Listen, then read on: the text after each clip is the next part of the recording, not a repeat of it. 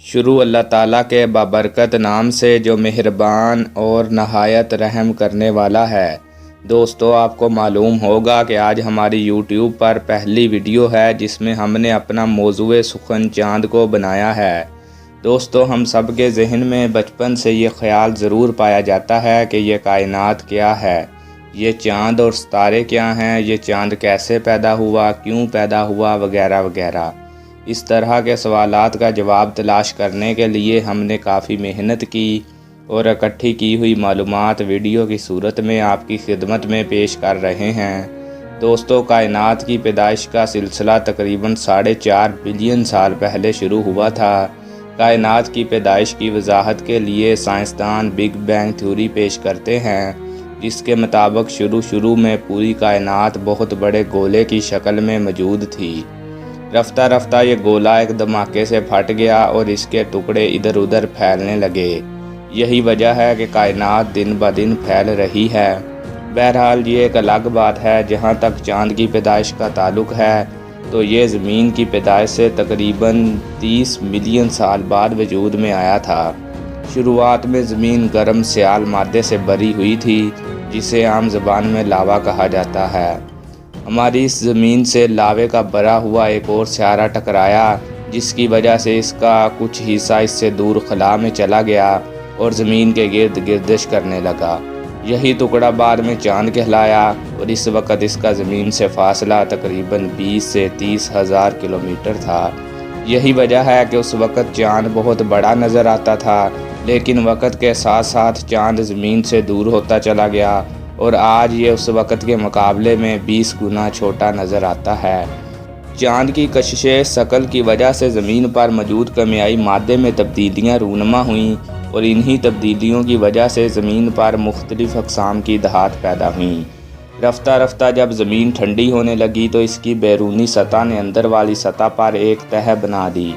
اس طرح زمین پر شہاب ثاقب کی بمباری شروع ہوئی اور کافی عرصہ جاری رہی۔ سائنسدانوں کا خیال ہے کہ چاند پر موجود گڑھے اس کی وجہ سے ہیں۔ اللہ تعالیٰ کی بنائی ہوئی ہر چیز میں کوئی نہ کوئی حکمت ضرور پائی جاتی ہے۔ چنانچہ چاند کی پیدائش میں بھی انسانیت کے فائدے کے کئی پہلو پائے جاتے ہیں۔ مثال کے طور پر چاند کی کشش ثقل کی وجہ سے ہی زمین اپنے مدار میں گھومتی ہے اور سمندر ایک خاص انداز سے بہتے ہیں۔ اس کے بغیر زمین کے وقت سمیت اس کا بہت سا نظام درم برم ہو جائے گا۔ ماضی میں لوگ چاند کی مدد سے شکار بھی کرتے تھے اور اپنا راستہ بھی تلاش کرتے تھے۔ چنانچہ یہ کہنا غلط نہیں ہوگا کہ زمین پر زندگی چاند کی مرہون منت ہے۔ اگر چاند کے مختلف حقائق کی بات کی جائے تو سب سے پہلے یہ بتانا ضروری ہے کہ چاند کی فورس آف گریوٹی زمین کے مقابلے میں کافی کم ہے۔ اگر زمین پر کسی چیز کا وزن 20 کلو گرام ہے تو چاند پر وہ وزن بمشکل 3 کلو گرام ہی ہوگا۔ اسی طرح اگر زمین پر کوئی انسان 1 میٹر اونچا اچھلتا ہے تو چاند پر وہ تقریباً 6 میٹر اونچا اچھل سکتا ہے۔ اسی طرح اگر وہ زمین پر 1 کلو گرام وزن اٹھا سکتا ہے تو چاند پر وہ تقریباً 6 کلو گرام وزن اٹھا سکے گا۔ چاند کے دن اور رات کے درجہ حرارت میں بہت فرق پایا جاتا ہے۔ سردی کا درجہ حرارت تقریباً -173 ڈگری سینٹی گریڈ ہو سکتا ہے، جبکہ گرمی کا درجہ حرارت 100 ڈگری سینٹی گریڈ ہو سکتا ہے۔ زمین پر سے ہمیں چاند کا صرف 41% حصہ ہی نظر آتا ہے۔ چاند قدرت کا ایک خوبصورت استعارہ ہے جسے فطرت کے دلدادہ لوگ اپنی قصوں، کہانیوں اور شعروں میں استعمال کرتے ہیں۔ چاند کے بعد زمین سے نظر آنے والا سب سے روشن سیارہ زہرہ ہے، جسے زمین سے بآسانی دیکھا جا سکتا ہے۔ چاند کا قطر 3474 کلومیٹر ہے، جبکہ اس کا زمین سے فاصلہ 3,84,400 کلومیٹر ہے۔ آپ کو یہاں بتاتے چلیں کہ چاند کے فوائد کو دیکھتے ہوئے بہت سے طبقات چاند کی پوجا بھی کرتے ہیں۔ اگر آپ تاریخ سے لگاؤ رکھتے ہیں تو آپ کو پتہ ہوگا کہ سومناتھ کا مندر جسے محمود غزنوی نے فتح کیا تھا کے لفظی معنی بھی چاند ہی کے ہیں۔ چاند کا سائز زمین کے مقابلے میں 27% ہے۔ چاند زمین کے گرد ایک چکر تقریباً 30 دنوں میں مکمل کرتا ہے، جس کے نتیجے میں قمری کیلنڈر وجود میں آتا ہے۔ تقریباً تمام اسلامی تہوار قمری کیلنڈر کو مد نظر رکھتے ہوئے منائے جاتے ہیں۔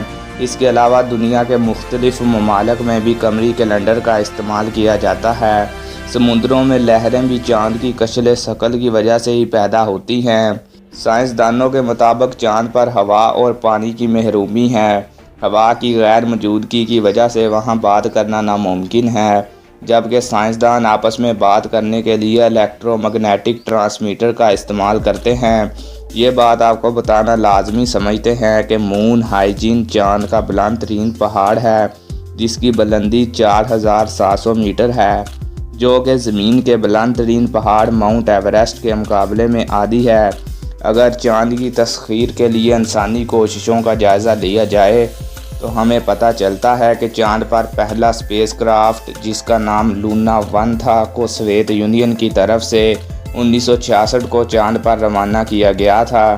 اس کے بعد اپولو 11 مشن کے تحت چاند پر پہلا قدم امریکہ کے نیل آرمسٹرانگ نے رکھا تھا۔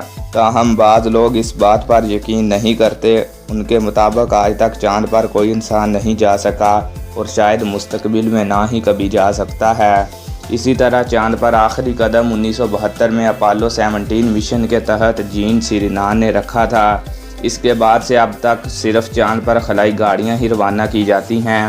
موجودہ دور میں کئی کمپنیاں چاند پر کان کنی کر کے مختلف دھاتیں تلاش کرنا چاہتی ہیں، تاہم چاند پر موجود معدنیات پوری انسانیت کا مشترکہ اثاثہ ہیں۔ اس بات کو یقینی بنانے کے لیے اقوام متحدہ نے آؤٹر اسپیس ٹریٹی اور میثاق قمر جیسے معاہدات کیے ہیں۔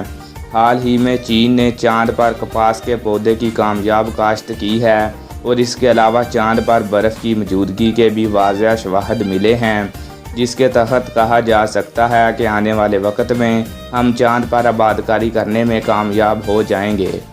ویڈیو پسند آنے کی صورت میں اسے اپنے دوستوں کے ساتھ فیس بک اور واٹس ایپ وغیرہ پر لازمی شیئر کریں اور ہمارے چینل کو زیادہ سے زیادہ سبسکرائب کر کے اپنی محبت کا اظہار ضرور کریں۔